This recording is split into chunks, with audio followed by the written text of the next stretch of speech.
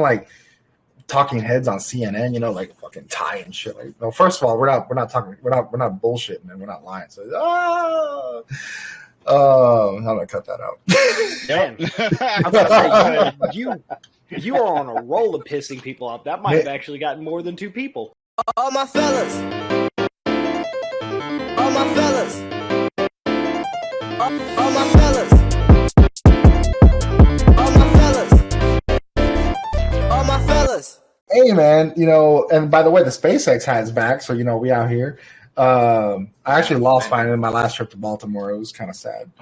Damn. But no, man. Yeah, no. See, Seth is ready today to talk about our subject today. He's got his glasses on and talk about color and whatnot. He sees color. So it's funny when I put my glasses on at work, my boss starts calling me Seth Murdoch.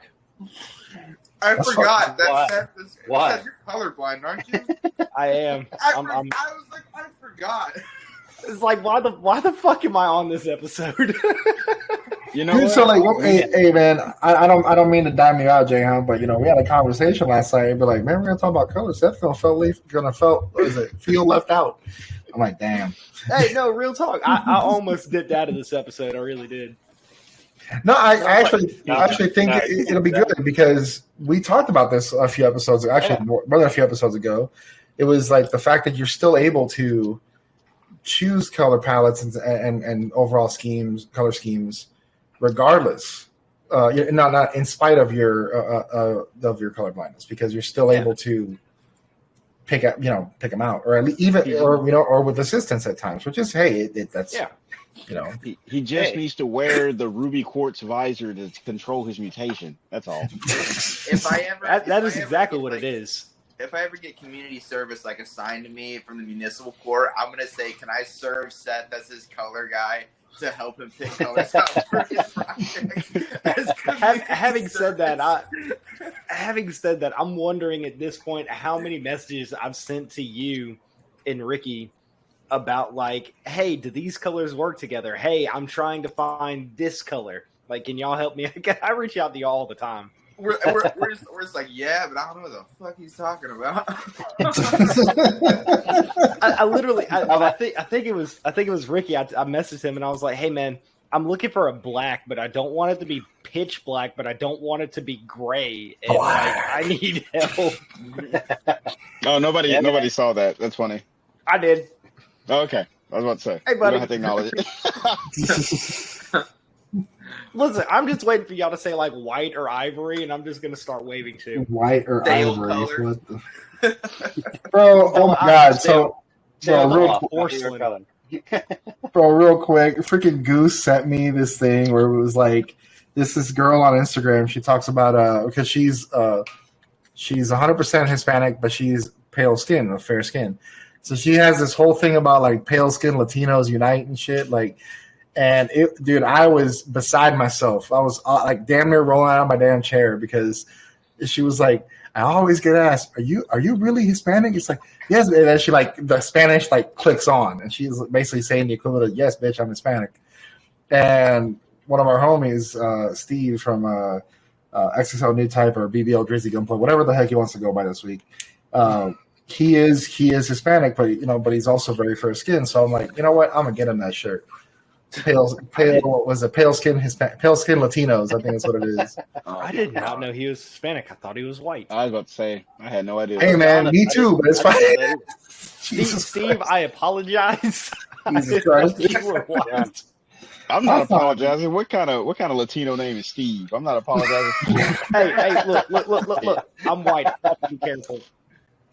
And Gunpla and the Goonies v Thunderbolt Radio beef continues healthy. Here we go. Right. Pick a side, Steve. pick a struggle. So pick a color so I can hate it. Oh my god. Oh shit, dude. This is gonna be a great episode. All right. So as you can see, we have a nice spread here today. We got I'm looking at the wrong count. I'm looking at my mirror list and I forget that I'm on the other one because this thing decided to die. So welcome back to Thunderbolt Radio. Today we actually have two really, really cool guests. You've seen them before in other episodes, but the subject today kind of works real nice. The two subjects we're going to talk about today work real nice off each other. So it's nice to have these two separate subjects. So these two have a great command of. And so we're going to talk about colors, and then we're also going to talk about detail.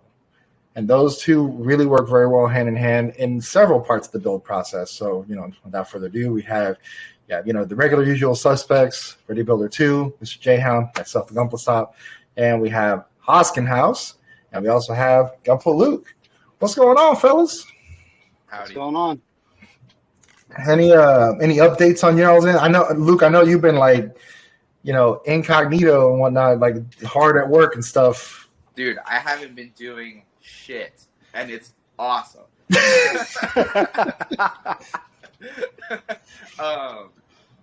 Real life has been kind of hectic. Work has been crazy. We're in some big projects at the moment. So I've just been completely drained from work, and then when I get home, model kits don't really sound very appetizing. Plus, I'm working on a wing kit, so that's not very appetizing at all either. I'm gonna forget you ever said that.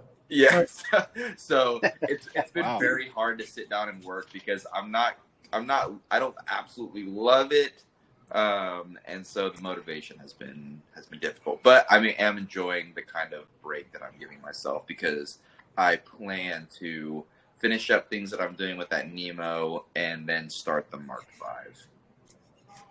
Dude, Mark V, for man. that. Yeah. I'm telling you, man. In between the Mark V and so three kits that put me in a Zen-like Ultra Instinct state. The Mark V, the Lindworm, and the third-party Stargazer.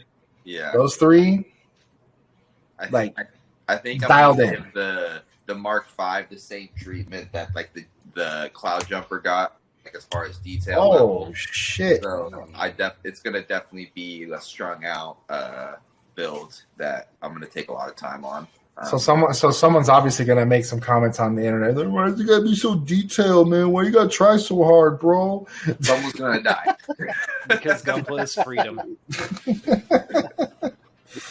Oh shit, that's a great update, man. Because I've been wondering, because I know that usually when folks when people go radio silent, it's typically hey, they're putting their nose to the grindstone, they're going in. So it's glad to hear that you're coming up for every once in a while. Hey, a break is great every once in a while, man. Because I feel you, man.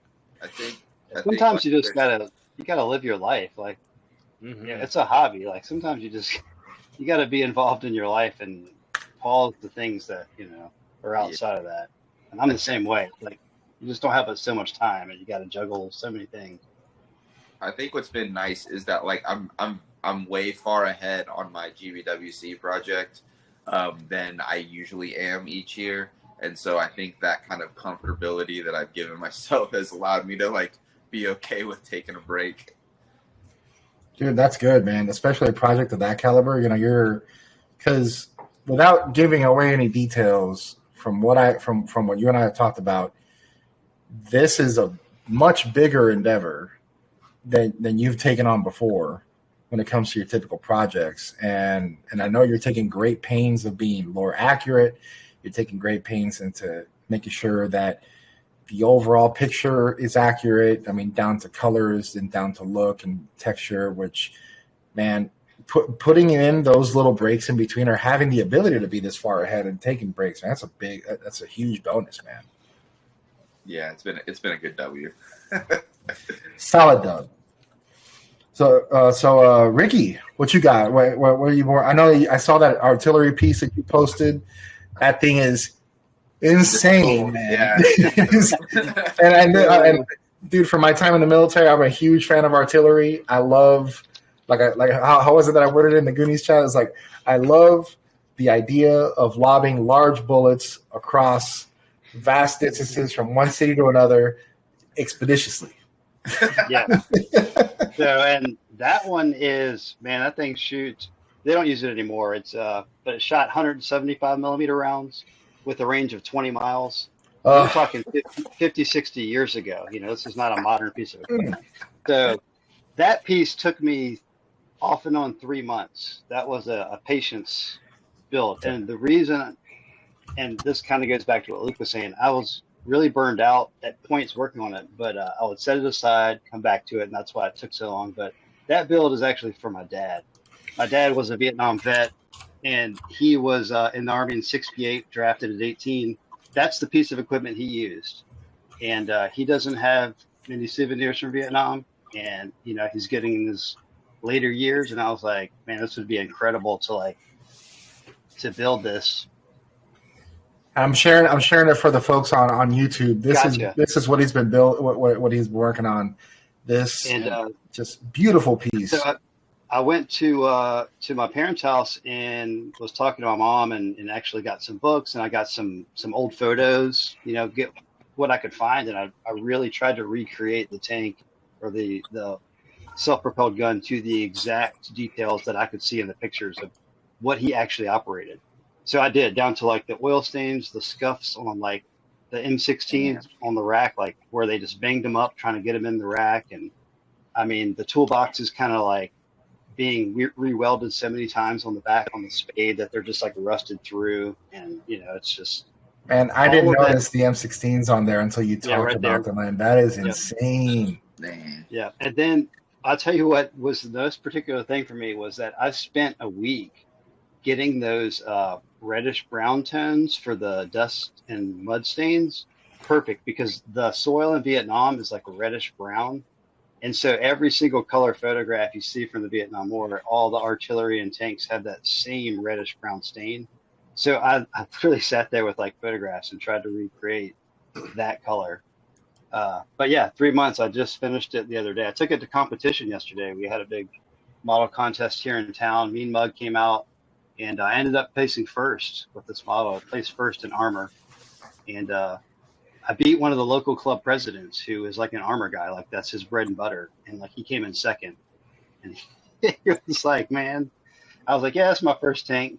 Yeah, but I You just like shit on this dude's life work. It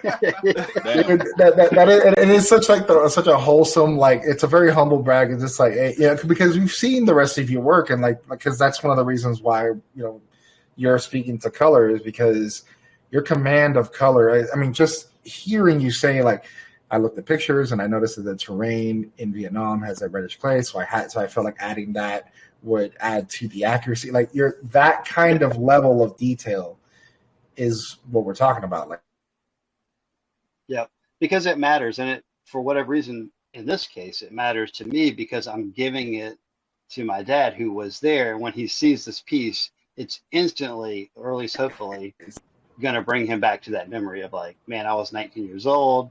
It was 50 plus years ago. Like that's something, and man, at the end of it, it's worth it. Like it's a cool build. Like I'm proud of like just sticking with it because there was a lot of time in that build and I was like, man, ready to give up because it's just so many tiny pieces. It took me like 35 hours just to build it out of the box because there's so many pieces you got to put on tweezers, and it was just stuff, trying to line it up. But anyway, fantastic. I went to the show yesterday and I came in with 6 medals, and it was cool.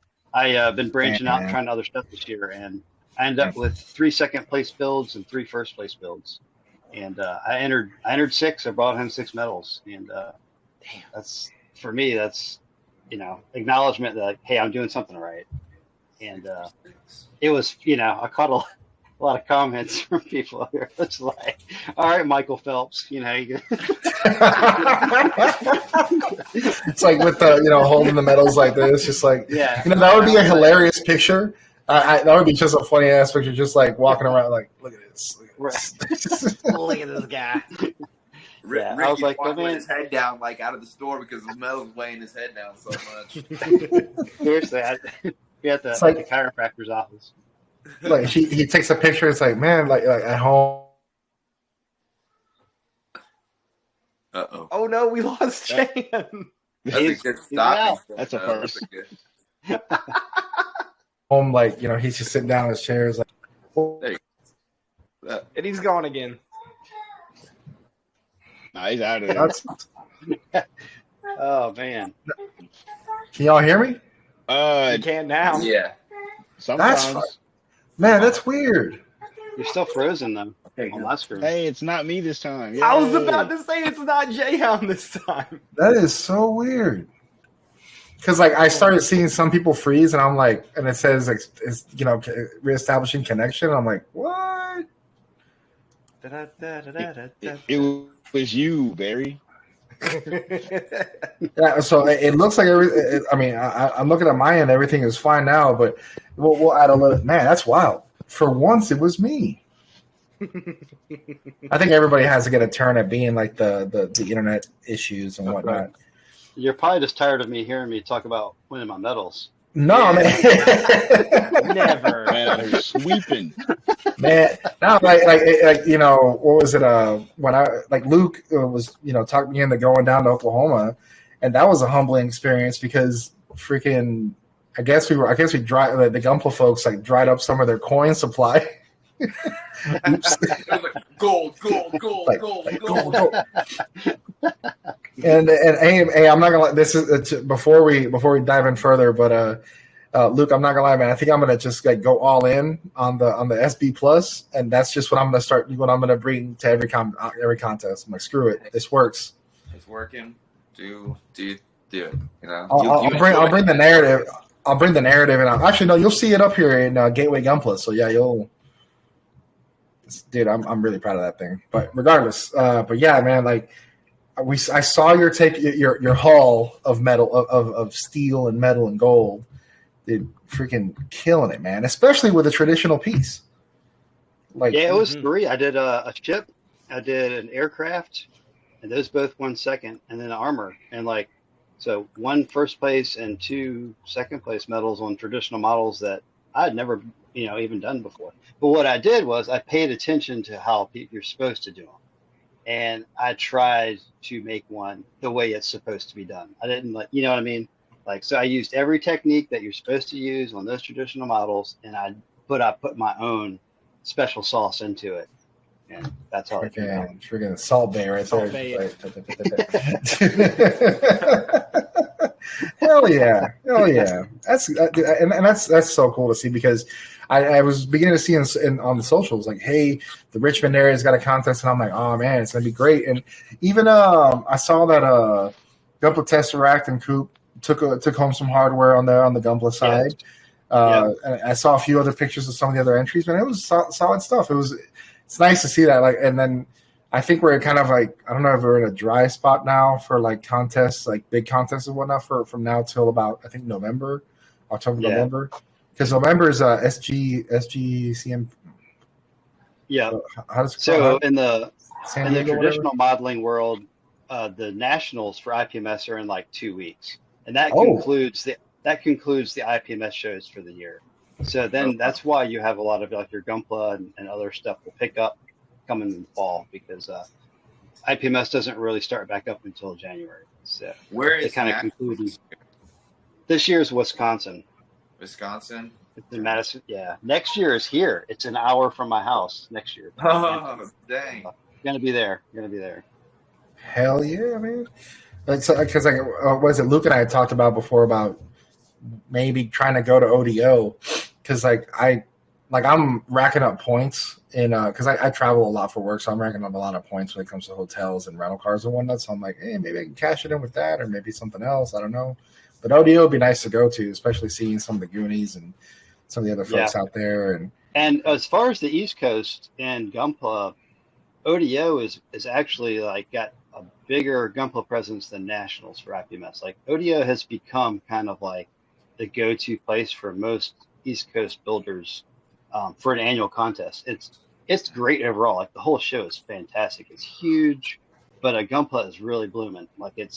It's had a couple peaks where you had people just coming to see what was going on, and I think the kind of hype died down, and now you just have people just coming for that are serious, and it's but not in a bad way. People that are just it's chill. Last year the vibe was great. The competition was stacked. It was but it was good. Like everybody, a serious sense of community. There was no like egos. Everybody was cheering each other on, and just a level of like of quality that you just don't see, maybe outside of the West Coast.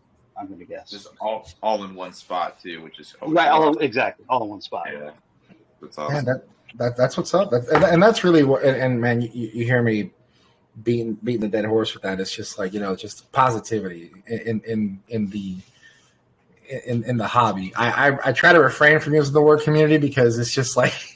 Not saying that you're. It's just like one of those. My whole beef with the word, with the way things have gone. But whatever, man. It's into a meme.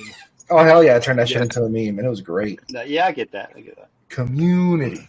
Have Vin Diesel pop up again? Oh god! Oh dude! Hell yeah! I'm gonna do that because why not? Post production, but not yeah, man. Because like we had a local build jam yesterday, and we had a few new people show up. And they joined our Discord for the gate. I call it Gateway Gunpla. It's for the St. Louis, Missouri, Illinois area. And they did a hello, my name is post. And one of them was said, I was just so happy building the kit. I had an ear-to-ear smile the whole time, and it was such a fun experience. I'm really happy to be part of the group, and I look forward to enjoying more. I messaged my number 2 in this group, and I said, we must protect these people at all costs because these are like I just met them and I will take a bullet for them because in figuratively speaking because it's just like such a good positive vibe and I'm like man we've got to preserve that but yeah people get treated pretty fast. Oh yeah because all it takes is one or two instances of negativity and that's it unfortunately. Yeah. But on that bombshell, we're going to talk about. So the first topic we're going to talk about is color. So a lot of folks, like how we said a few shows ago, we were talking about just overall build themes and ideas. The first step, once you've clipped all your parts or built your kit or start getting an idea of how to build a custom kit, is hey, what colors am I going to use? Are you going to reproduce the colors like Japanese style out of box builders that just basically just repaint it? Are you going to add contrast to existing colors, or are you just going to go? I'm going to do something different. Like that drives your like, hey, this is something that I'm going to choose this type of paint, or whether it be acrylic or lacquer, and then you go down what brand and what colors, or if you decide to mix.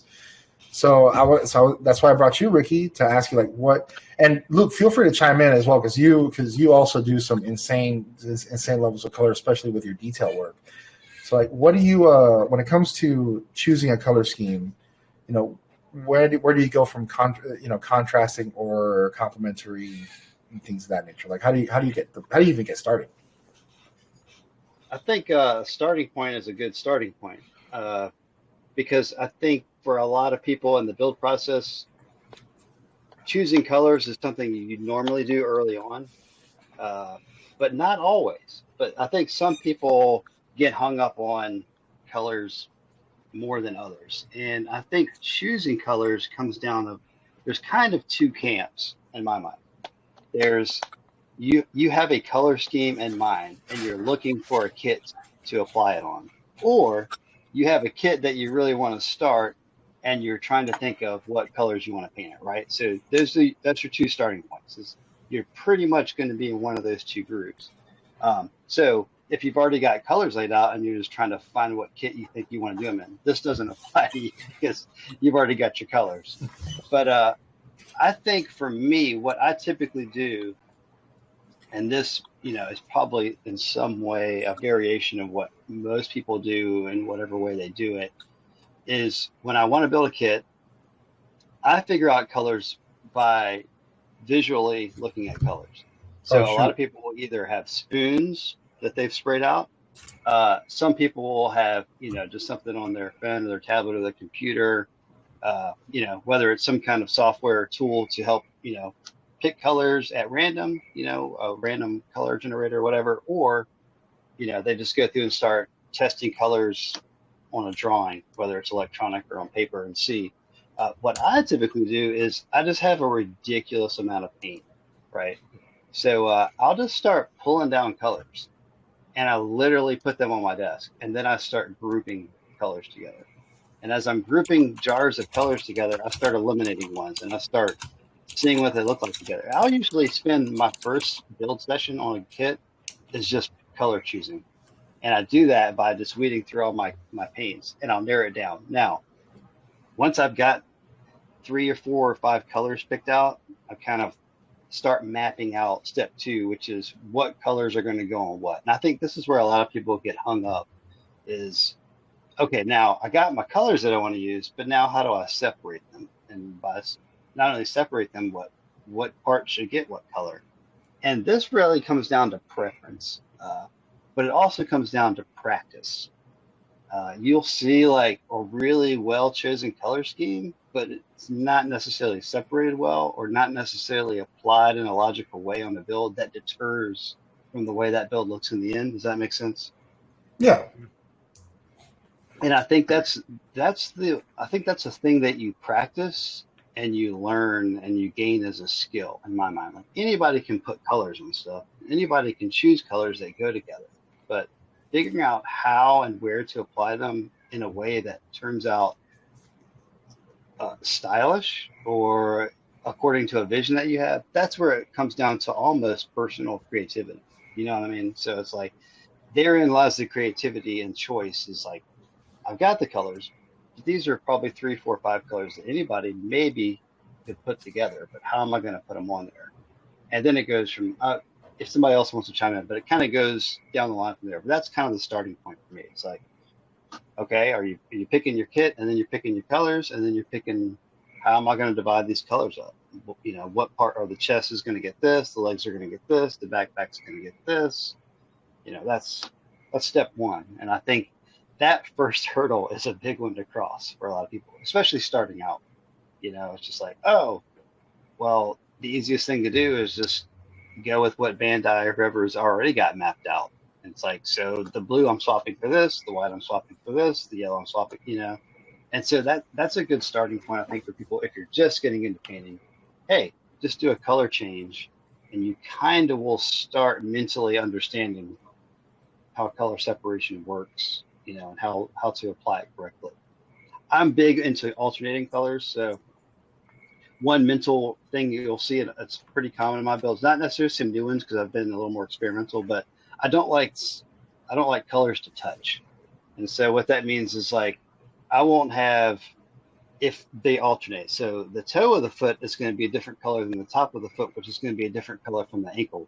And then the ankle is going to switch back to another color, you know, then it's going to repeat. You'll see a pattern that repeats. And It's that same like red, white, blue, but it's like it could be yellow, green, orange, you know, but you'll see that repeating pattern. Start looking at the toe and work your way up. You'll see that repeating pattern a lot of times in my builds. And that's just something I pick up from like looking around at how stuff is designed, like shoes or a backpack or a skateboard or, you know, whatever. It's like, you'll see it laid out that way.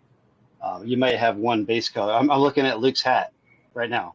And if you look at the patch, you know, it's got a base color, but then it's got the stripes, see, and it's got a pattern. And look at that. If it's something you might not take a second look at ever, but if you stop and notice some things like that, it's the same principle applies when you're painting a model, in particular a Gundam model. But I don't want to talk forever here. So no, you're fine. No. See, like to me that makes sense. Like, and some of the philosophy that I began to apply a little bit, at least, especially with while doing these partial paints, is doing adjacent colors next to them. So, like, you know, like take the narrative for example. You know, let me pull up a picture of it because that way I can at least talk to it. Come on, buddy. Yeah, see, until you mentioned that, Ricky, I'd never noticed it, but like I'm looking at your Zeta build right now, and it's literally starting from the feet and going up. It is a pattern of gray, white, black, gray, white, black, gray, white, black. Yeah. And like I couldn't. I knew there was something that was really like easy to stare at with this, and I never realized that it was literally like it's a pattern, and people like patterns, you know.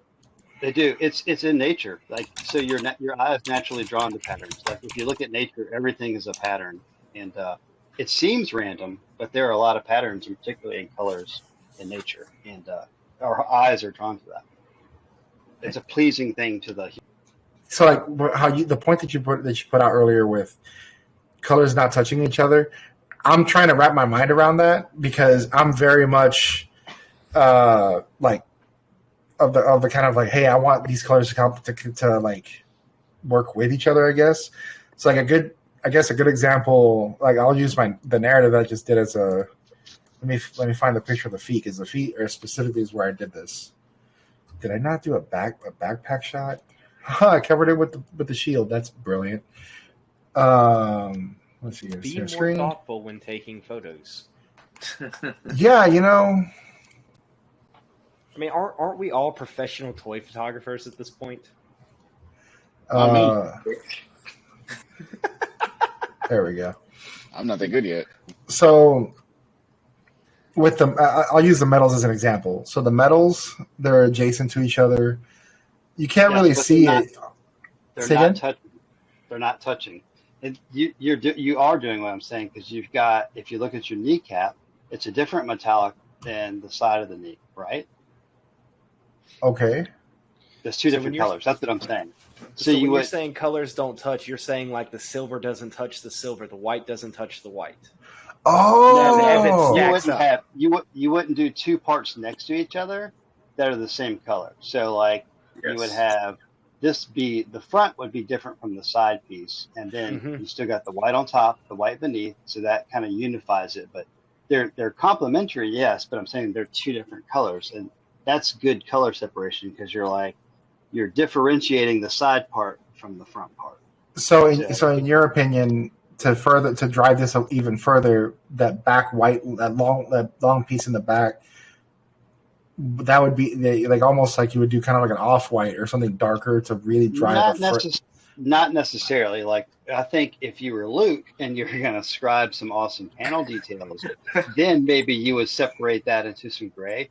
But if you have one contiguous piece like that, you got to think of it as the front and the rear armor are probably going to be the same color. So it makes perfect sense. You know what I mean? Like there's a point when it becomes overboard. So there's a balance when you're doing that kind of color separation, and that's just me. That's just how my mind works. So if I'm not letting color separate, there also has to be a logic to it, and there has to be a cohesion that's, it's logical that the front piece, side piece would be accented or made out of two different materials, but that white front and back parts of the ankle, they're the same material. It's just covering the front and the back. So they're probably going to be the same color, unless, like I said, you're as good as Luke and you have some super detailed scribe lines and, little access panels or hatches or maintenance panels, whatever you're going to have there. And they're going to be a slightly different color, so that who the technician working on it knows, hey, this is a panel that needs to be popped in. That makes sense. Because I've seen like when Luke does those kinds of details where like, he'll do almost like hey, this is almost like a latch of some sort, or this is right. In that world, that makes sense. Yes. So it's a balance of, and I'm going to let Luke speak to his detail work. So I'm just kind of talking broad strokes of how to like pick colors and how to separate them across the whole build. You know what I mean? I'm not zeroing in with a microscope at this point. This is just kind of broad strokes of how do you pick colors and where do you start with your color separation. And while I'm going to pull something up real quick to kind of like show a very basic color breakdown. But if any of you guys want to speak to more of it, go right ahead while I jump in here for a second. I don't want to hog the mic. I would say I'll touch on kind of how I start or whatever too. Is I'm kind of in that same way that Ricky was talking about, where I usually have a color scheme that I'm really wanting to do, and then I'll find usually a build that I'm wanting to do it on. Usually that's my approach. But I have been in it before where I've wanted to do a build and then I'll do a color scheme from there. But usually I start with kind of a color scheme in mind that kind of got me going, like this would look awesome on this version of a kit, or just browsing around and seeing inspiration from many different sources about a color scheme that would look really good on something or a style of build. And usually, like what I do is there is an Adobe site called Cooler, KULER.com, and you can build your own color schemes like online. And it's max 5 colors, but you can go deeper. And you can also browse professionally like designed color schemes to help give you ideas of color schemes. So you can see different maybe monochromatic schemes or different maybe like pastel schemes or whatever you're feeling. But you can see like there's like maybe a sample image, and then you pull color scheme. It pulls color schemes from the sample image. But just good things that help get your brain going on color. What kind of colors are out there and how they work together. And then as far as when it comes to applying it to the model, I think if you're somebody that's getting into painting and getting into color, I always think that the way the color lined out is on the kit is always a great way to start. I always think of it as kind of like you have a main color, you've got a secondary color, you've got an accent color, and then you've got a frame color. And as far as main stuff, and then you can go as deep into each of those kind of tiers as you want, which is usually whenever I'm labeling colors, I'm planning out builds, I'll usually be like, this is main color 1, main color 2, main color 3, secondary color 1, secondary color 2, things like that when planning out the builds. But I usually kind of categorize them into that. And I think one of the big things that separates, a build is color balance on the build, where your colors are appearing on sections of the kit, how heavy those colors are appearing in those sections, to make sure you're not overdoing separation in one spot and not enough in another spot. There's too much of one color here, but then it's not showing and balancing in another color, because even though a kit's profile may be balanced, you can easily set off the balance of a kit by being color top heavy or bottom heavy unintentionally, and it cannot look great sometimes. Depending, there are some instances where it does look good, but like it can get asymmetrical schemes that are really nice. Sometimes an off balance bottom heavy kit looks appealing, but no, I'm since I do work with a lot of colors on builds that have a lot of scribe work and color separation. Color balance is something that you kind of got to deal with a lot of, just to make sure that you're not overdoing a color in areas, or overdoing or underdoing a color in areas, and making sure that each part of the kit is kind of getting its appropriate balance. Which is why I do mock-ups in Photoshop so that I can have a plan going into it and I can see before I start, just to make sure that everything is looking how I want it before I get into it, because all the masking and painting takes a long time, and if I'm not absolutely in love with the way it's looking, then it's it can become a waste of time. But no, yeah, that's kind of how I approach a build on color and planning it out. Yeah, and 100%. Because I just pulled up one of my. This is taking inspiration from the way you do work. Let me see. Pull it up here. Come on, share screen. I don't know if y'all can tell. This is going to be a very screen share heavy. So informative. So here, here's an example of kind of how using Luke's idea to using Photoshop to help break it down a little bit. This is a future build, something I'm going to do later, and I did some art where they'd be like, "Oh, hey, look pretty for the social media clout."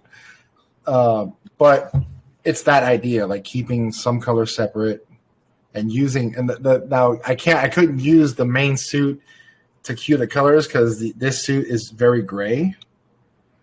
Like the EZSR is different tones of gray, but it's basically gray the whole way. So this is adding vibrance and color. Then on top of that, I had a late idea to this. I'm gonna swap out the chest, but yeah, it's like here adding vibrance, adding some color, and this will help inform the way that I do the build.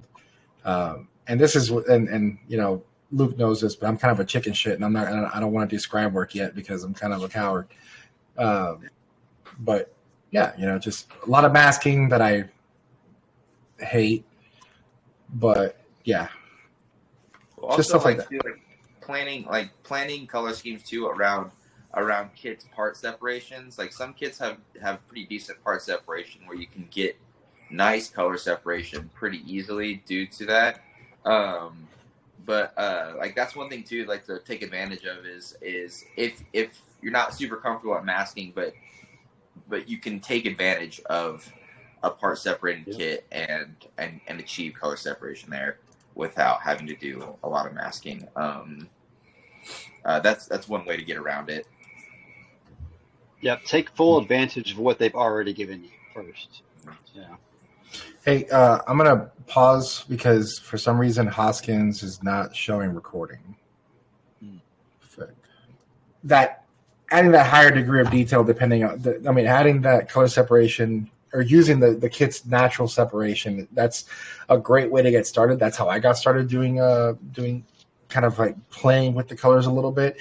And to your testament, and I'm gonna give a shout out. I don't know if folks know this, but Luke and I have had various conversations of like where to go when it comes to growing as a builder or growing your how to do more. And I've told him multiple times that like, look, I don't have a desire to get to the point of like where he's at, because this is, to me, I've done detail work like that sometimes, and it's just like it stresses you out as a builder, because at the end of the day, this is a hobby, right?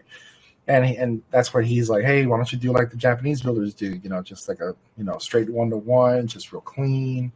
And after that point, it's just the ideas take off. It's like trying to find that point, that line in that roadway of like, okay, this is a good style, and this appeals to me, and go that way. And then to Luke's credit, like he's the one that kind of sparked that creativity, so to speak. So it's thank you, and I hate you, because now I like to paint more, and it's ridiculous.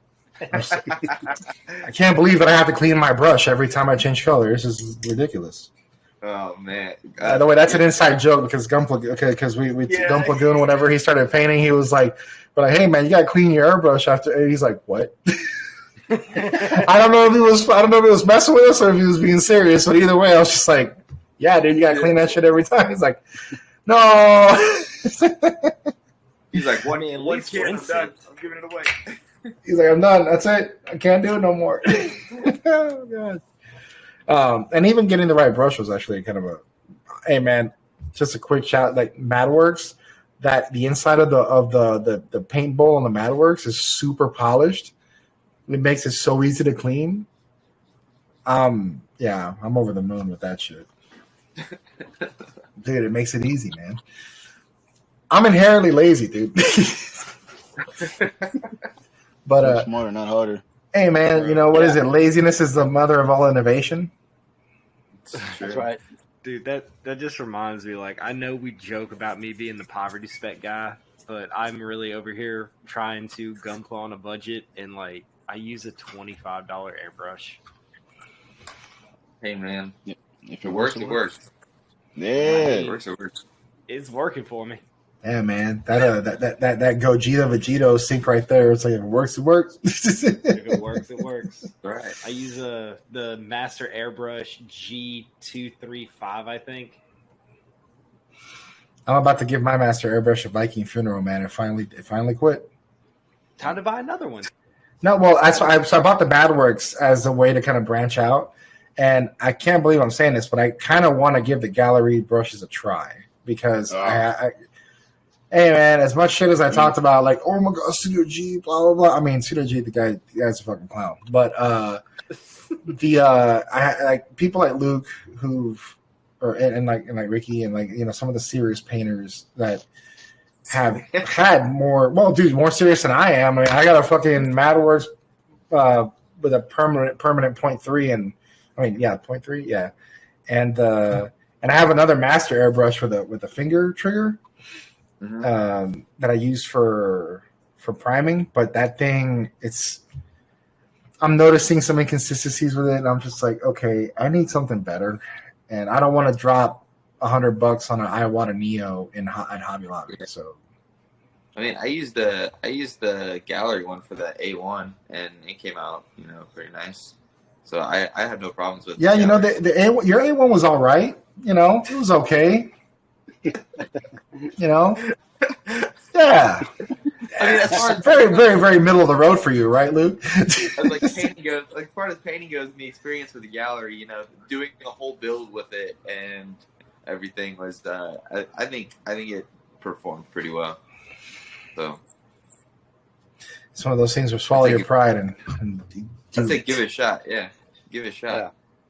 Yeah. It may I used a surprise you. 0.3 for like 2 years straight for everything. Like, primer, paint, top coat. It wasn't until I started like really honing in post shading that I started upgrading my airbrush game. I just bought my third airbrush, a 0.18 micron brush, so I can get like the crispest detail that I can possibly get. It'll do like, razor thin lines. It's really not. What size are you using for your for all your shading? 0.2. 0.2 with a Mac valve, the Mr. Hobby. But I just got the Iwata. Was it the Takami micron brush? It's $550. Mr. Hobby makes one. It's identical. The Mr. Hobby one is identical, except the cup is not on the side. It's $200. It's my birthday. I've been wanting it, and I was like, you know what? I don't need any more model kits right now, but I'm gonna get like this. Yeah, man, I had to take a drink after that shit. That shit almost gave me a heart attack. Man, wait, hold on. Oh man, I'm gonna pull a grandfather goose line. Have you not seen the Iwata? No. Man, that Iwata. It comes in a polished aluminum hard case. Like it comes in a case like a Pelican case. It's for artists. It's not really for modeling. The airbrushes, laundry for that cost, bro, dude. The airbrushes that Hoskin House uses will cripple you, dog. Yeah. I was looking at the Iwata. I was like, I don't know how people afford this, and I was like, oh, it's like literally just artists who are drawing on canvas and paper. Like they're not buying model kits; they're just buying paints.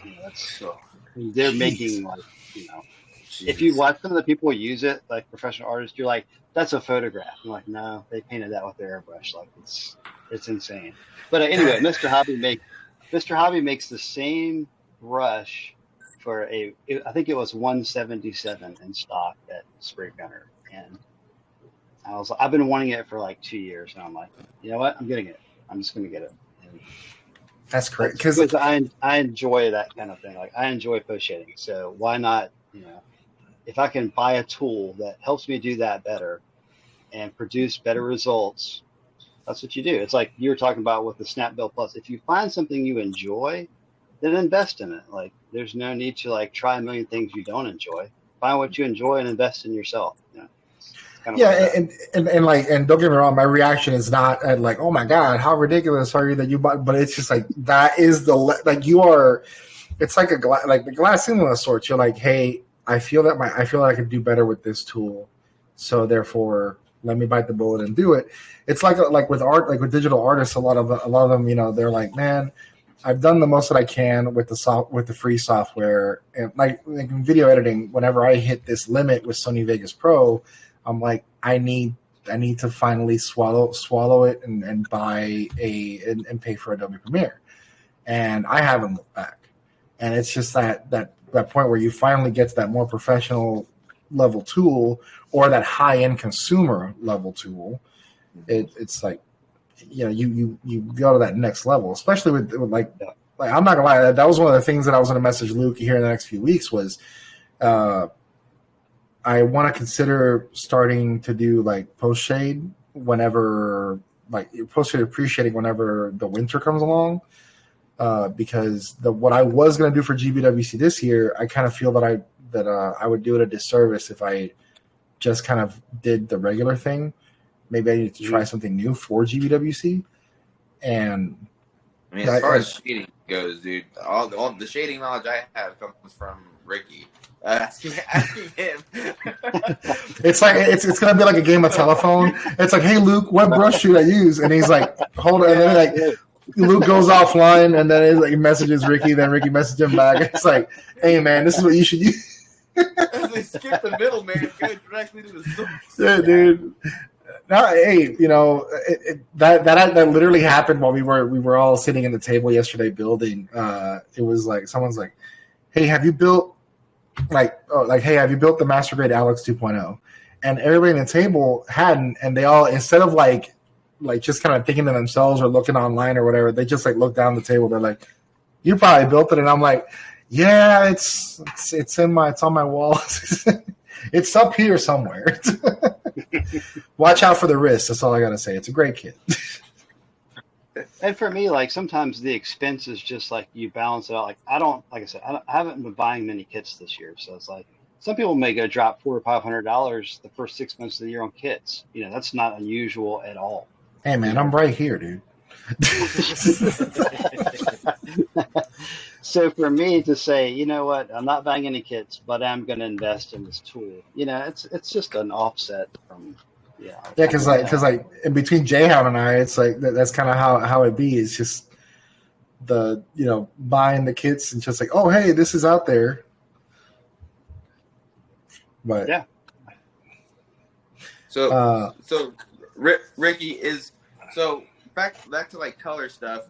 Do you have any do you do a lot of color planning whenever you're doing your post shading or pre shading, like as far as like how colors on top of other colors are reacting to give you a certain blend or shade that you're looking for?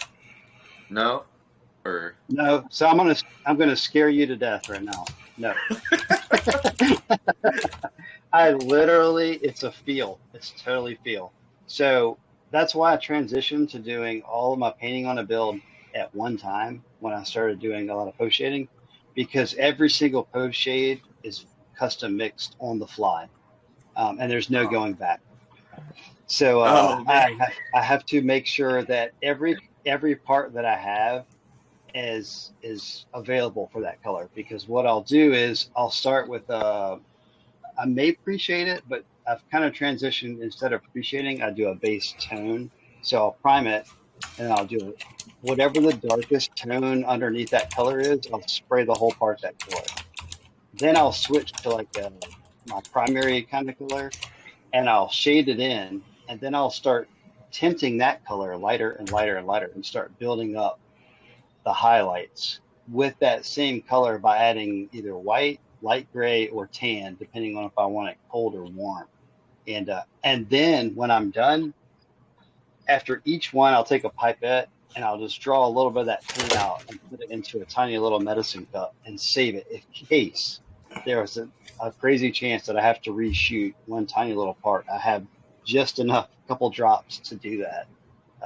But it's on the fly. Like everything is on the fly. Like, and if I'm like, this is a little, and I'll start light, like I'll go to the next highlight shade up, I'll lighten it, I'll spray a light tiny part that's not as visible, or like the back, or I'll use, a lot of times I'll just have a spoon next to me that I'm testing it in the airbrush. I'm like, not quite light enough. So I add another drop, not quite light enough. I add another drop until it's where I want it. Then I'll shade it parts. So I have a general idea, and that I'll lay the colors out, and then I'll lay out the colors that I'm going to tint them with or mix them with. But that's it. It's all mixed on the fly. And it's because to me, when you're post shading and you're doing highlights, it's all about what it looks like in front of you. Like you can plan to the moon, but it's not necessarily, you know what I mean? Like, because you're changing one color.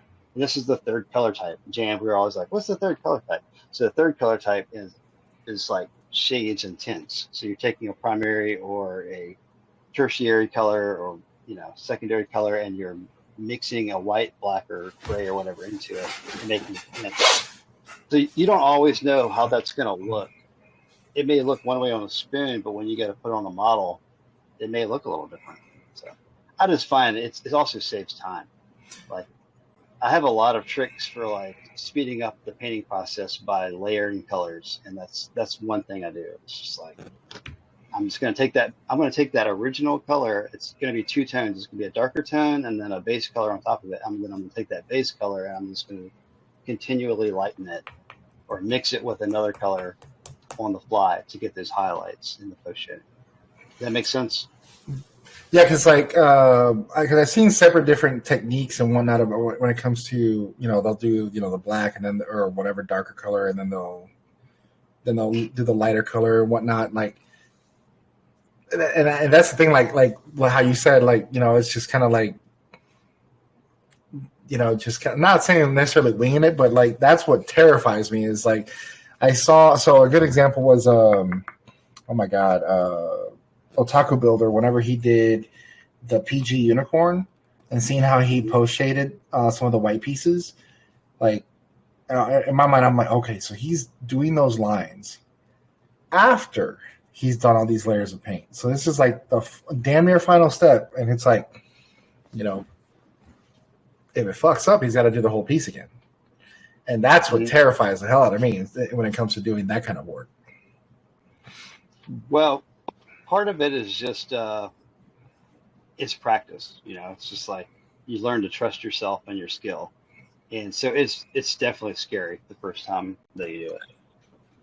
Yeah, so you got to learn to like develop your skill and your instincts of like, and that's where it pays to like start light, test in an area that's less visible, and make sure that be subtle at first. You don't need to be extreme.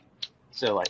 I've kind of got it down to like I know my limits and I know like how to ease it in until I'm comfortable. So I might spray one or two pieces. So I'm going to choose the first 2 or 3 pieces that I'm spraying in that run, something that's less visible or less important. And I'm like, okay, all right, here it is. I can see how it's sitting on top of the other color. Now I'm comfortable. I'm going to go to the chest. I'm going to go to the shield. A highly visible part and nail it. And so. It's a lot of little flow things that you kind of develop. And post shading is a lot of feel. It just is. Like that's why I enjoy it because it's not so formula driven. It's like there are formulas to it and there are kind of technical aspects, but you're really just like, man, you're just putting paint down and how it looks to you that's where it is. There's some theory on, warm, cool, how far to go, how far not to go.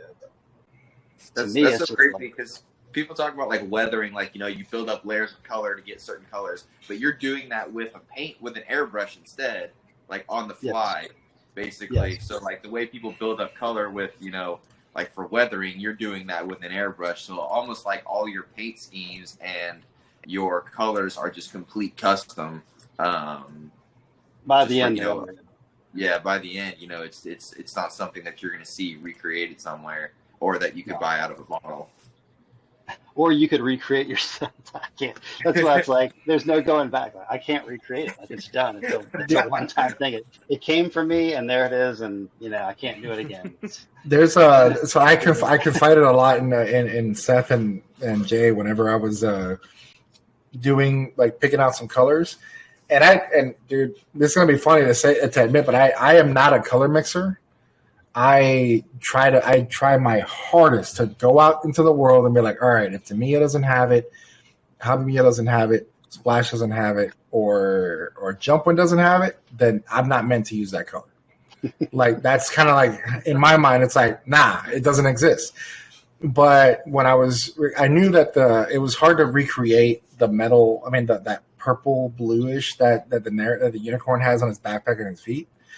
And I'm like, man, but I need to do it. So I messed around with metal blue and metal purple, different ratios and whatnot.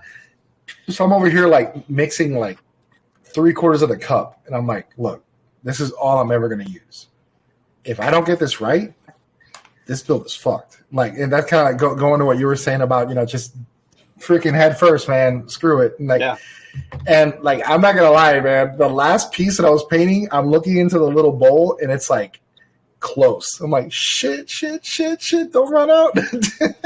and then at the end of it all, I forgot to paint the center of the V fin, so I had to figure out the ratio again. But it is what it is. Exactly. But no, yeah, it's that like, and then that's finding that like because you zeroed in on that, like I need that color to work here.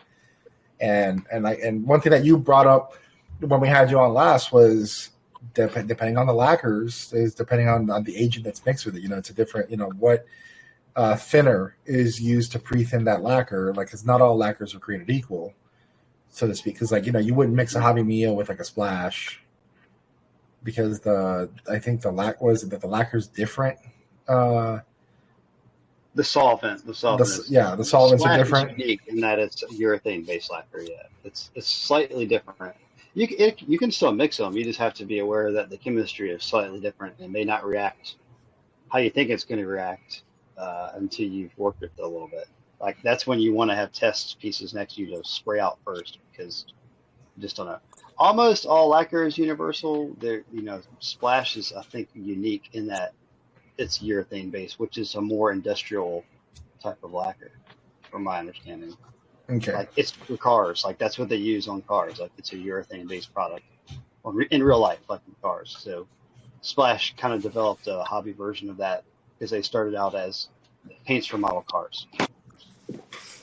That's my understanding. I'm not an expert on it. I like Splash. They spray great. I don't typically mix them with my other paints.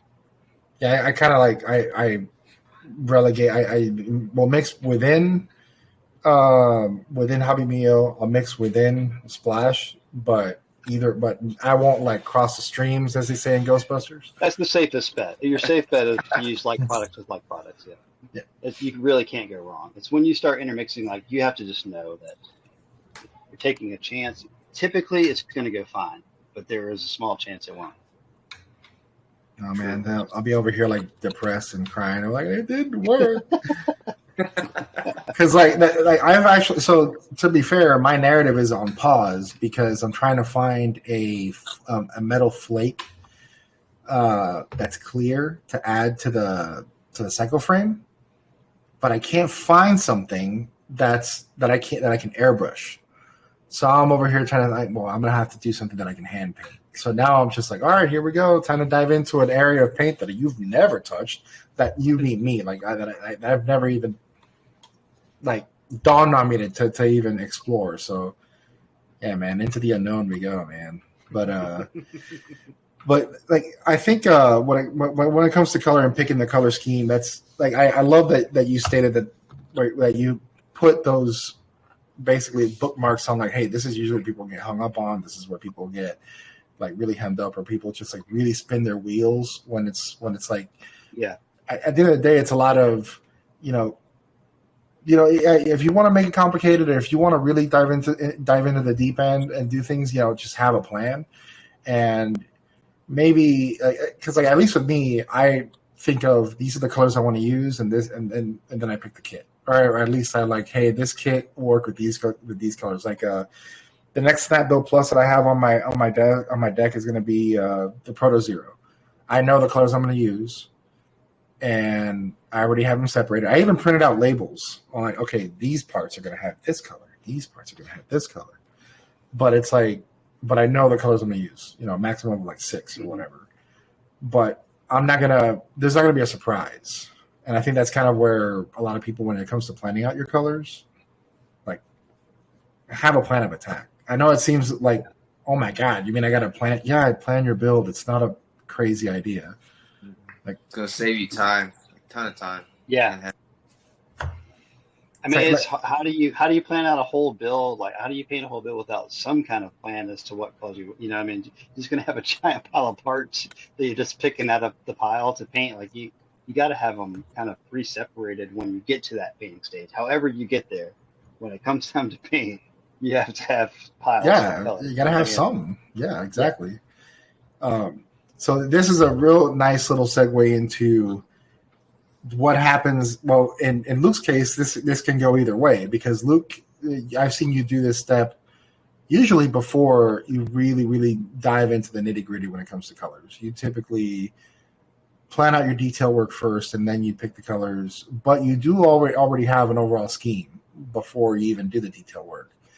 So when it comes to planning out details, how do you assign that to like certain parts? Like, hey, the calf is going to get this much, the thighs are going to get this much, where going to leave the head alone, or et cetera, et cetera? Like, how do you attack that? So I like the first thing I think I usually choose whenever I start the build is I call it my 10-foot, 100-foot, 1,000-foot rule, where you deciding a detail level of the kit, you're deciding how you are viewing how the model kit is being viewed. The detail level, are we doing a detail level like we're looking at this thing 10 feet away where we can see everything, where we can see lots of different stuff? Are we looking at this 100 feet away where maybe we're not seeing some of these details, but we're seeing some of like main panel lines, main notches, things like that? Or are we looking at this thing 1,000 feet away where we're not seeing some of those smaller panel lines and just larger panel separation areas? And that's kind of where I start with a detail build, is deciding, okay, how detailed are we going? Are we getting in the 10-foot range? 10 foot's a loose term, I guess, but are we staying close? Are we in like mid view, or are we going far view? And so that's usually where it starts.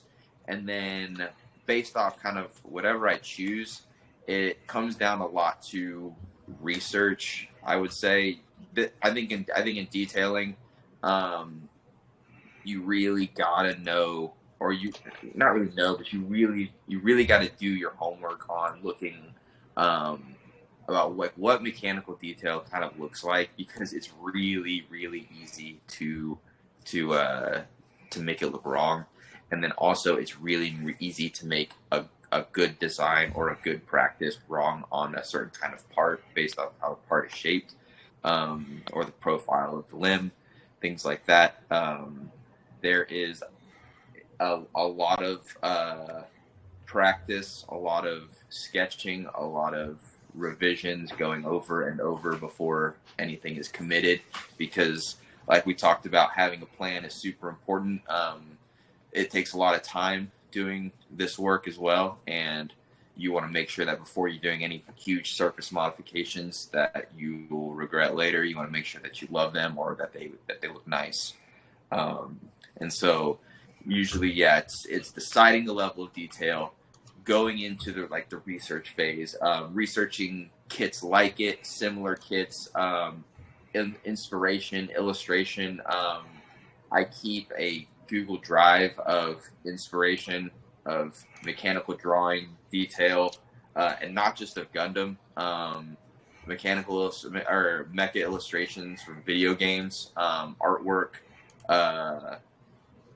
just about anything you can name, of just different kinds of mechanical detail inspiration. Also on Instagram, I save a lot of stuff. I've broken down my save folders into different kinds of things, Yes. to Smart. where I have. That's a good idea. Good tool. Good tool to use. I have like a close-up detail folder. I've got folders for different model kits. Like I've got like an AOZ inspiration folder. Hey. I've got like a, since I'm about to start my Mark V, I have a Mark V inspiration folder. I've got a color inspiration folder, and it's all about putting more stuff into your bank of knowledge, like a folder or something like that, and actively looking at it and carrying it over, because a lot of the things that you see on certain kits are not really new, but they are a sort of a old design that's been expanded upon. But usually a lot of limbs, such as like heads, shoulders, chests, and like legs, everything, they usually have similar treatment as far as how panel lines are designed on there. And you can see how that follows like a mechanical design language. I feel, like how a lot of people are using the same design language of mechanical detail, which really emphasizes on how these things could be like maintained, broken down, constructed, things like that. But yeah, that was a lot. No, we're listening, man.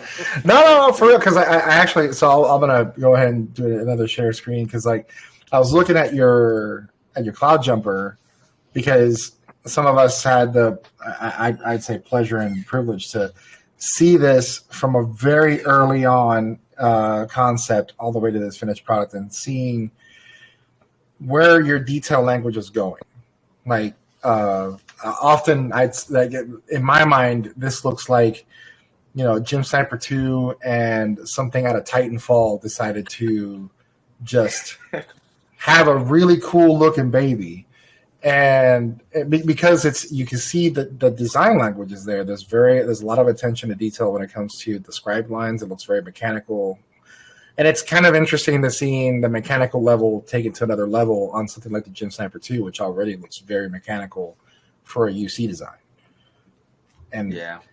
So, seeing that design language go there, and then you see this kind of almost, I want to say, very, very aviation-inspired look, but it fits very well with the Zeta because the Zeta, especially this version of the Zeta, the Plus A1, looks very, extremely aviation-inspired. So it's just, you see where that language just kind of translates very well, and it's just really cool to see that you do have, like how you said, I take notes from here, here, and here, and I just apply them going forward.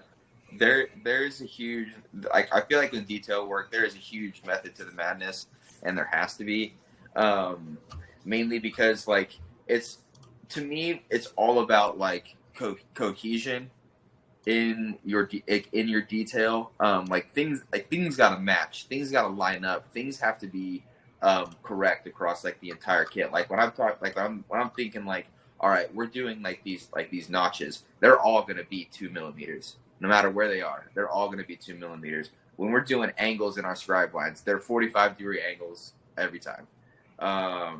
If we're keeping units of measurement in those details, so that whenever you see a detail on part of the leg, it's cohesive to a detail that's on the arm, or it's cohesive to a detail on the chest or on the wing.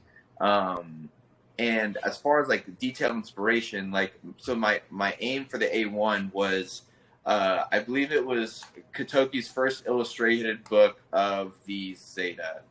It was the Zeta mechanical detail book that he put out, and of course, it didn't get anywhere near the level of detail that was illustrated for the Zeta, but I carried a lot of that inspiration over to the Zeta Plus, and a lot of the detail inspiration was that aviation design.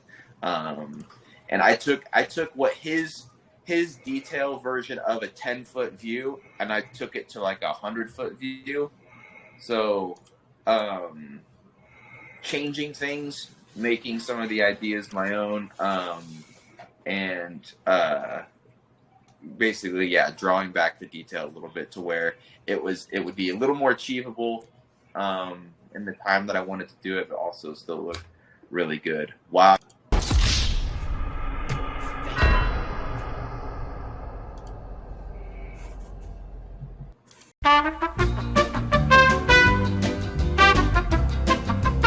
Talk, and then I was I wasn't doing anything. I'm just sitting still listening to y'all talk, and I had already been kind of sleepy, so I just fell asleep. It wasn't it was boring. It's just I literally took 2 naps earlier today because I just been catching up on sleep. Hey man, you're not the first person to fall asleep when I was talking. So you have a suit I fell asleep a little bit. This man, a soothing voice. This man out here saying, "Hey man, you and Zaku Aurelius just swim me to sleep." No, I legit listen to Zaku Aurelius when I'm trying to get in a chill mood. I remember one day he was talking about the HG Pale Rider Cavalry, the first one they put out, and I don't even know what the review. I don't even know what he said. He was talking about the articulation, and it was YouTube was on rest mode. I have no idea. It was hey man, I'm not bored.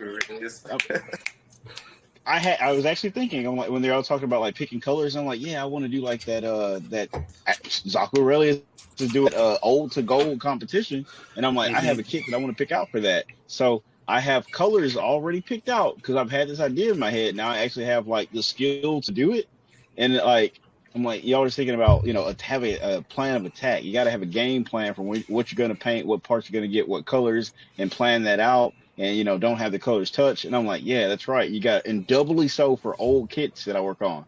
But I'm listening. I just hadn't had a chance to say it. But there's a kit that, I bring this shit up, and I've showed it to you a few times.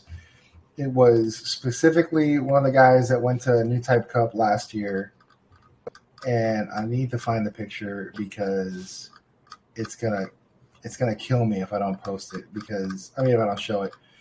This guy did an old Perfect Gundam, or Perfect was a full armor. I'm trying to remember. Oh, you showed me that. Like, it was at a competition. Yeah, I know I posted the pictures. I was like, bro, that's cool. Oh damn! Did I not put him up in? I've at least seen one picture. Yeah, I'm trying to find it for the folks at home. Yeah, but I'm saying like it made me buy a Perfect Gundam kit because I was like, hey, there's stuff I want to do with this. Oh! I think I'm in the neighborhood. Ah, there it is. Found it. Oh dang it! Oh, there you go. There you go. Found it again. Yeah, I got one. Yeah, it's old. Oh, nice. Share screen. It's old. Boom. That. Yeah. Same thing. I dig that. Like that is The insane. detail. At the old. This old ass kit So- makes it look like. Jeremy's. Yeah, dude. Yeah, we loved that. Yeah. That's super My clean. girlfriend said there's too much work. I agree. We were all just like, what the fuck? Like, I remember watching that. I'm just like, but why? No. Tori The better said there's question too is, much work to why put in the old not? True. Why not? Why not? Because, I want to like finish a project, I want to be like Master Chief. Finish the fight. So just start on the old kit and finish it. Oh, man. Oof. But, Just start on a project and see it through to the end. That's right. okay. Don't be a coward. Hey, man, I'm just looking at all these other, don't pay no mind to this little empty box right here. I moved a lot of shit around. So, I created a space for more kids. That's more build fighters right there. Oh my god. Hey, man, I got 6 build fighters kits in the backlog. I got 3 on the way. Yeah, man. The Meijin requires more. Rage on. but oh yeah, and I hope so. Like, so all in all, like, and this could, sometimes the depending on how you're intaking the podcast, if you're just listening it in the background or if you're on the commute or whatnot, like these are all pointers and tips. Again, these are things that I've worked for all the folks here. This is not, don't take it as the way. There's various ways of navigating this hobby, and it's just kind of to give you an idea of which direction to go. If you're if you don't have a compass to show you the way, if you don't have Ugandan knuckles to show you the way, we show you the way. Like, or at least the way, at least a way that it's worked for us. So, like, and some folks like Luke and I have had this talk a few times before, where it's like, I don't build the kit completely, prime it, and take it apart. I don't do that. Like, I paint it as I build it, or I paint all the pieces, and then. But caveat, cheat code, I don't paint a kit that I haven't built before. So Yeah, the work. I think the workflow is definitely is like appeals to how the builder builds their, like, how their finished product comes together. Like, I mean, for example, like with how I do things, I feel like I have to prime it and put it together so that I can see all of the details together to make sure that my detail is balanced throughout the kit. Because if I don't do that, then I could end up over detailing a section of the kit and then it looks off, or I could under detail a section of the kit and it looks off. And so, you know, just the way my workflow is, you know, there's no right or wrong way to do it. It just helps me continue to visualize the project the way it needs to be. I was going to make a smart ass comment about your amount of detail. I'm like, man, you could do more.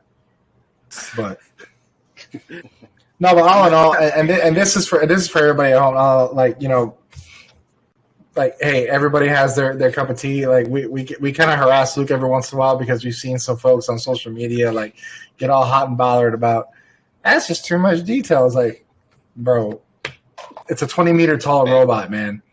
Like, it's not going to be just one sheet of metal, if you know what I mean. I'm surprised that a builder hasn't done like Aztecing on a bare metal surface for a kit yet, because it's big enough that I think arguably you should be able to see something like that. Because you see that kind of natural effect happen on like ballistic missiles that have like a bare metal. Actually, oh my God, I went to the Air Force Museum like 2 or 3 weeks ago, and in one of the hangars in the Air Force Museum, they have some of the older rockets. Like one of them, they have the Redstone, the same type of Redstone rocket that John Glenn and Alan Shepard went in on their first trip to space. And a portion of the rocket is that stainless steel, that polished stainless steel, like tube basically section. And in some of those sections, you see that there's portions that have different coloration. And the object, the rocket is, I want to say, 30 meters tall. It's not that huge, like it's when compared to the rockets you see now. So if something of that size with a cylindrical portion that has those types of differentiation in color, you would think that a robot could also potentially have that. So I'm just kind of so like, you know, when it comes to people making comments about, oh man, that's too much detail. It's like, well, things in real life like would have that. If you're trying to get more realistic, it's going to be there. They need to look at the Under Battle Operation 2 models for the mobile suits, because they are very detailed. Like they add panel lining and stuff on the more simplistic designs. Like they even have like those navigation lights, the red and green lights. I fucking love that. Kit. Yeah, I love that. Like they add that on each suit because it's like it's an actual machine. It's supposed to be like the closest thing to playing is a big war machine. So they need to take a look. Even officially, Bandai has done it. So there you go. And that's why, like, I talk about, you know, the 10-foot, 100-foot, 1,000-foot rule is that, like, you know, depending on how the modeler wants the kit to be viewed, and depending on how people have taken in the media of the model kit, like, if you watch the anime and you think that's the way it's supposed to look, like, that's the way it's supposed to be animated, so that they don't have to do all the detail all the time to, you know, for that, like. But if this were to be an illustration, of course they would go deeper. But it's also just how the modeler wants the mobile suit to be viewed. Because some people that say, I don't like a lot of detail. Well, maybe that's because they favor and they were introduced to the anime style and they like that the most, where, you know, you don't see a lot of that. And then others, like, they like the imagery and the drawing and the detailed drawings. And so they like to see the mobile suits like that. So, yeah, you know, the way people like to view it is, I think, based off of how far closer you are to the mobile suit with detail level or how you absorbed it or got into it. And it's a great little plug for a few episodes ago where Seth and Jahan and we talked about how do you like your kit cooked? You know, do you like the race car freaking raise hell praise Dale Verka finish? You know, with every decal on the planet. Do you like anime accurate, where in some cases there's no decals, it's just color, or that sweet spot in between? Well, I kind of call it like the origin, where like the origin has some markings, but not all of them. Yes. You know, this kind of balance, right? You know, is that kind of where you like to sit? So like, and again, that's all with how people were introduced. So if you're new to the hobby and you started with the origin line, first of all, you're so spoiled. You have no idea. Secondly, it's this, you know, they're used to a imagery, and it's just like, to them, that happy medium may be where they like it. You know, kind of just like how you said, Luke, you know, Depends on where they started. Like I started with Gundam Wing, so with me it's just like, hey, color, lines, decals. What the fuck is that? What's this? What's this thing? Throw this shit away. Actually, I don't throw. By the way, I don't throw any decal sheets away. I keep them. I keep them bad boys. You never know when you need them. Like the sticker decals, or no. Like this is it's blue, so it means it's water slides. I understand that some folks may be like, "Wow, Jan has water slides. Fuck out of here." I keep them, and they're Bandai too. No, I didn't mean that in a rude way. I was just like, I just didn't mean like sticker. Because like I keep some of the stickers because Tori asked me to keep them. But anyway, I was just wondering. But it's been quite some time. Hey man, like I told you the other day, Tori builds a master grade in less than a week. I'll start watching Naruto. Babe, Jan said if you can build a master grade in less than a week, he'll start watching Naruto. You haven't watched Naruto? She said you haven't watched Naruto? No, man. He has bad taste sometimes. I'm very disappointed in you, Jan. I also haven't seen One Piece. He didn't start. I also haven't seen One Piece or Attack on Titan. So, okay, were you gonna watch Attack on Titan though? What'd you say, babe? I read Attack on Titan. You said name one that you have. If you finish my ball, then you win. She said bet. She said bet. Damn. Child. Damn. Yeah, man, that phrase. Man, I'm gonna put phrasing at the bottom of the screen with that one. That was hilarious. But yeah, any for to dive into some closing. Any closing thoughts y'all have, Ricky, Luke, for kind of just for the audience, for when it comes to again, yeah, it's all about planning and such. But like, what are you a nice takeaway for them?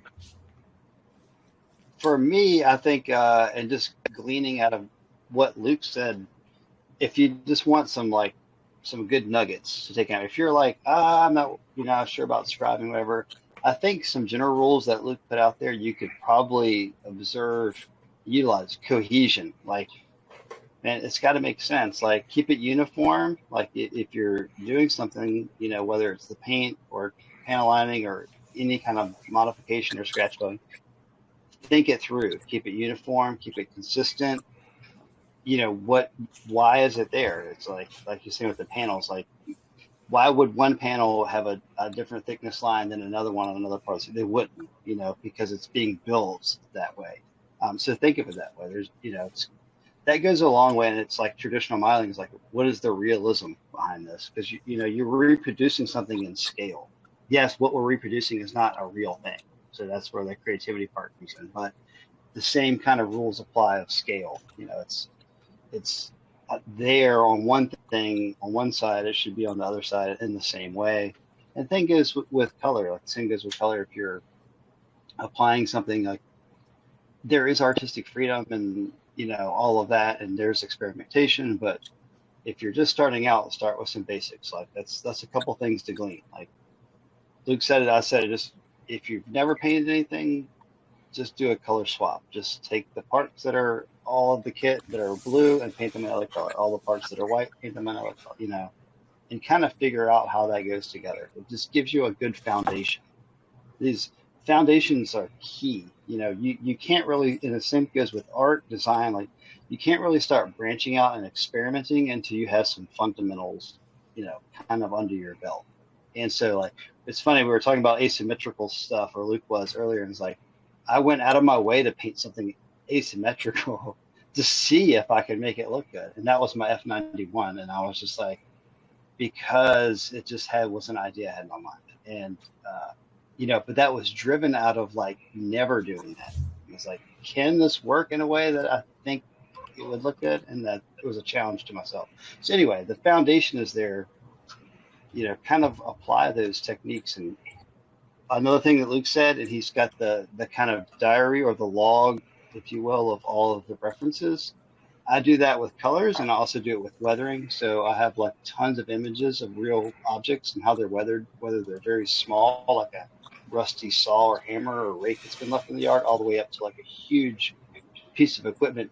If you look at ships and the way that they wear and tear and rust, that's a good scale comparison for like a Gundam. Like you look at a huge ship, like you got a good idea of like how small certain weathering things would be, how big certain weather, you know what I mean? It's like, kind of put that in your mind, like, and what he was saying, mechanical design, like there's so many things around you and so many tools to like, to reference, like utilize those things, use that save button on Instagram and like create folders for yourself.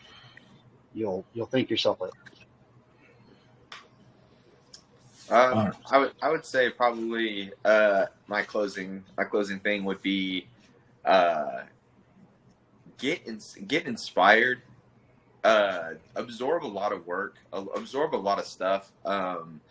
Like, you know, like if this is something like you want to get into and you want to dip your toes into it, the best thing to do before doing it is to psych yourself up about it, and that's to look at cool stuff, look at stuff that you want to get to, or stuff that inspires you. Saving work, sharing work, talking to other people about work, because the more you immerse yourself into the environment that you are wanting to be, like it will start to rub off on you, and it will start that you will start to elevate and get to where you want to be. But the more you look at the more your like memory bank of detail, of color, of kits, of design, all that stuff just grows, and you have more to pull from. And then always just remember that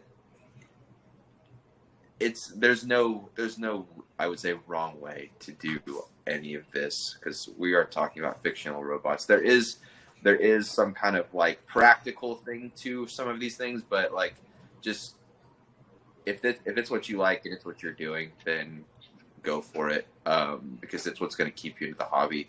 If you're wanting to get into scribing and someone tells you your scribe lines and stuff don't make sense, or they don't, or they're not correct, or they're not straight, or they're bad, don't get discouraged. Don't psych yourself out of the hobby or out of what you're doing. Just keep going. I totally agree. Yeah, man.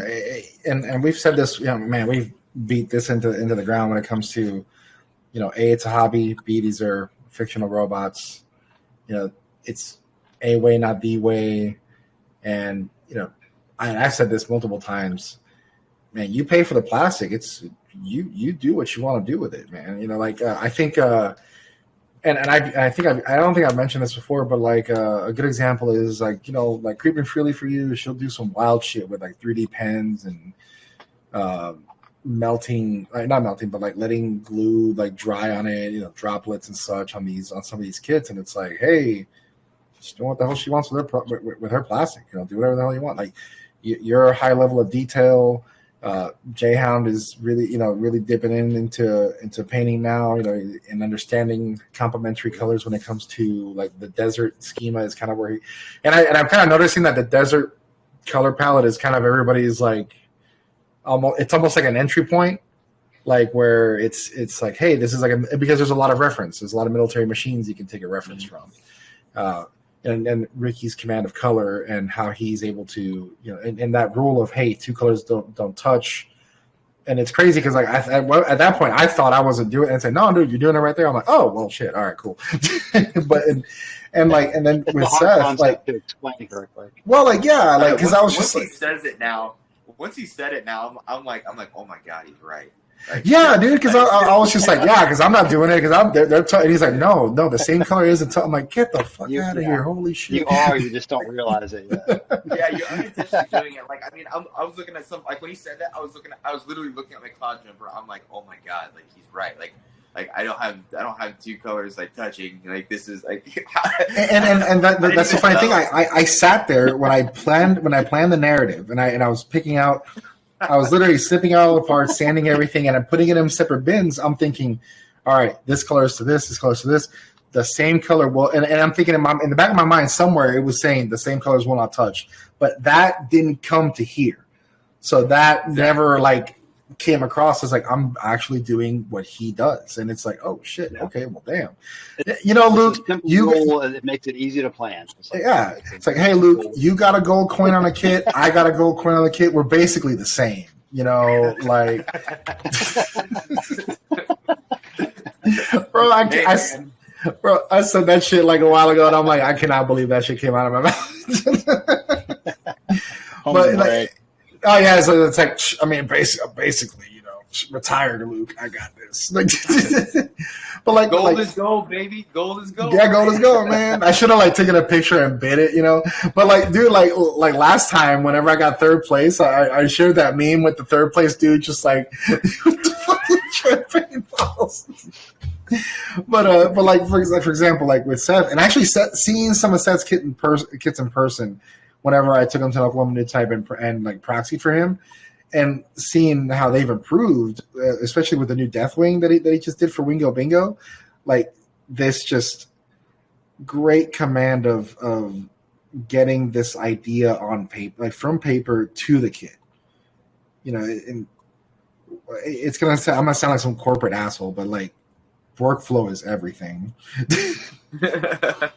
So, and it's really funny because it was easy with the Deathwing because I was just using Death Scythe color, so everything was already laid out for me. So all I had to do was a little bit of masking, which I like to think I'm getting really good at masking. But if you look at my work, it's a lot of like primary colors. It's a lot of simple colors because that's what I see. And that's what I can see really well without my glasses because I don't want to have to wear them all the time because they do give me a headache. Because it's literally changing the way I see stuff. So it's kind of like my personal wardrobe. I wear a lot of solid colors. I'll wear like khaki pants or black shorts, but it's all like solid colors, solid bricks. And I personally believe there is a beauty in simplicity sometimes. Not saying that like super heavy detail work because I love seeing that shit because I understand how much work goes into those heavily detailed builds. But me personally, for the stuff that I want to display on my shelf, for the stuff that I want to take to competitions, there really is a beauty and simplicity with it. I mean, Jan and I've talked about it, that like the Eastern out of box style, the way they do it, man, that's like, it's so good. It's basically that simplicity at its finest, but in perfection. And yeah. Yeah, because I think that style is grossly underestimated here in the West. Grossly underestimated. And not to. And this is not trying to humble brag, but like you saw the impact that it did when I brought the two that I did to the contest. It was like, oh shit, this works. Like yes, you don't have to you don't have to make the fucking Iliad and the Odyssey every time you go to a contest. Like, exactly. You don't have to make War and Peace on plastic. You can just, bro, you can write, the Hunger Games, man, and it makes money, man, I don't know, man. Damn. All right. Yeah, you can do Twilight and shit. It'll make money. People won't like it, but it'll make money. But on that. But I was about to say, that's kind of what I like about my Deathwing is that, like, it actually fits all the criteria for GBWC. So, like, it's actually in the running to be my kit for this year's GBWC. Hey, man, I just want the pin. I don't give a shit about anything else. You do it for the pin. You do it to say you did it, but let's be real. The GBWC that I go to, I have to compete against Luke.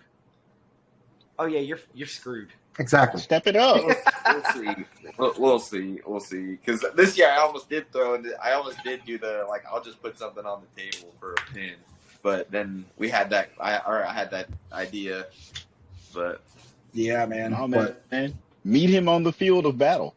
The thrill of battle. 6 shots. And some would say you need to set your GP base. Hey, man. That's right. Shit. I bought one last night, by the way. I know you did. I was on when you were like, "Oh man, Subaru's got." Bro, I'm gonna take that thing with me to fucking Oklahoma New Type and be like, set your GP base. hey, look, I've got an LED unit for that thing. Oh, dude, I'm gonna see if I can get like a belt pouch where I can put a high grade kit in there. Say Iori over here. but no, with that being said, I really appreciate y'all sticking around, man. Ricky, Luke, thank you very much for your time and your insight and your wisdom. I appreciate it. I really appreciate you taking the time to kind of just like bullshit with us, and we try to keep it fun. And I don't know if the Goonies like to keep it fun, but we like to keep it fun. Just saying, just throwing that out there. Maybe they're too loose. Too loose. Dots across the bow. Fire. Loosey goosey. Pew pew pew pew. Man, they're gonna be. It's gonna be funny as hell because this episode is gonna be released later. Like not this Wednesday, not this Thursday, but next Thursday. So it's like, oh shit. But no, man. Again, it was a pleasure having you guys, and yeah, man, y'all have a good one. Yeah.